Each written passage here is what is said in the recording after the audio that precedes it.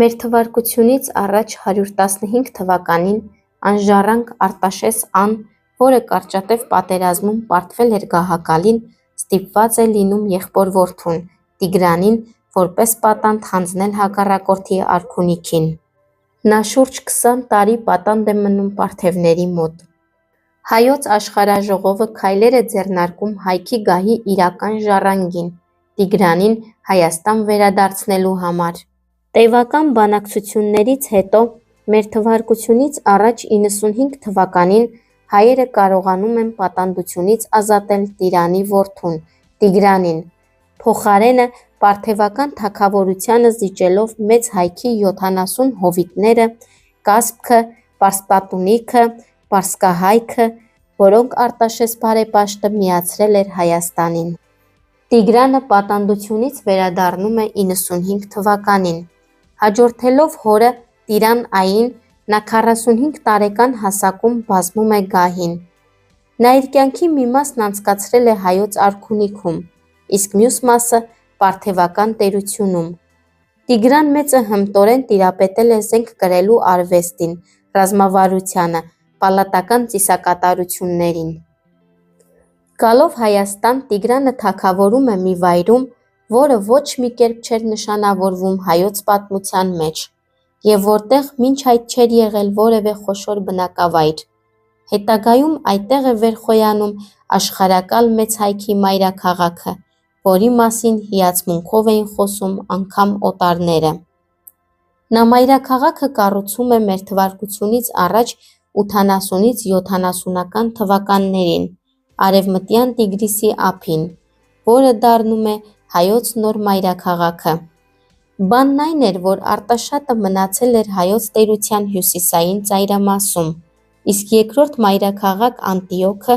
բուն Հայաստանից դուրս էր։ Տիգրանն իր անունով քաղաքներ է հիմնադրել նաև այլ վայրերում, այդ թվում նաև Արցախում։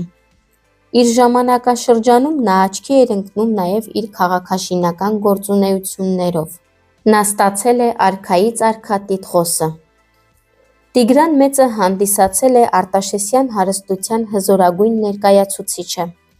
Նրա օրոք Մեծ Հայքի թագավորությունը հասնում է իր հզորության գագաթնակետին։ Տիգրան Մեծին կարելի է համարել առաջավոր Ասիայում վերջին մեծ հելլենիստական տերության հիմնադիր։ Նա եղել է հայկական ամենաուժեղ թագավորը։ Նրա տերությունը տարածվում էր Կասպից ծովից մինչև Միջերգրական ծով, Կովկասյան լեռներից մինչև Միջագետքի անապատները։ Տիգրան Մեծի օրոք Հայաստանը մարտադաշտ կարող էր դուրս բերել 300,000 զինվոր, որոնցից 120,000-ը կազմում էին հայկական ուժերը։ Հայաստանը Տիգրանի օրոք ունեցել է 53 միլիոն քառակուսի կիլոմետր տարածք։ Իր ժամանակի հզոր տիրակալները նրան ճանաչում էին որպես այդ ժամանակների ամենահզոր արքայից արքա, թագավորների թագավոր։ Անգամ Հռոմն ու Պարթևստանը նրա հետ հաշվի էին նստում։ Ժողովուրդը նրան շատ էր սիրում։ Նա կարողացել էր արժանանալ մեծագույն հարգանքի բոլորի կողմից։ Տիգրան Մեծը իշխել է Եգիպտոսի, Պարսկաստանի, Պարթևստանի և Փյունիկիայի վրա։ Տիգրան Մեծը 45 տարեկան հասակում ամուսնացել է 12-ամյա Կլեոպատրա Պոնտացու հետ։ Նա նվիրված լինելով ազնվությանը, դավաճանության համար մահապատժի է ենթարկել սեփական որդուն՝ Զարեհին։ Նա այն արքան էր, որ Հայաստանը դարձրեց իր ժամանակաշրջանի ամենահզոր կայսրություններից մեկը։ Դարեր շարունակ Տիգրան Մեծի կերպարը որպես անչափ հայրենասեր և հայրենիքի տարածքները ընդլայնող և պահպանող արքա պահպանվել է սերնդից սերունդ։ Տիգրանի ժամանակից հռոմեական պատմիչները նրան անվանել են մեծագույն թագավոր, որ տիրակալում էր մեծ փառքով։ Հայ նշանավոր պատմաբան Նիկողայոս Ադոնցը նրան բնութագրել է այսպես.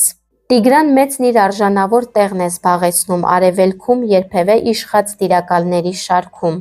Նա արժանացել է մեծ տիտղոսին, պատվավոր մի կոչման, որը պատմությունը հազվադեպ է շնորհում իր ընտրյալ դերակատարներին։ Հայաստանում արքայի պատվին է անվանակոչված Երևանի քաղաքային փողոցներից մեկը՝ Տիգրան Մեծի պողոտան։ որը սկսվում է Հանրապետության հրապարակից և ավարտվում Սասունցի Դավթի հրապարակում։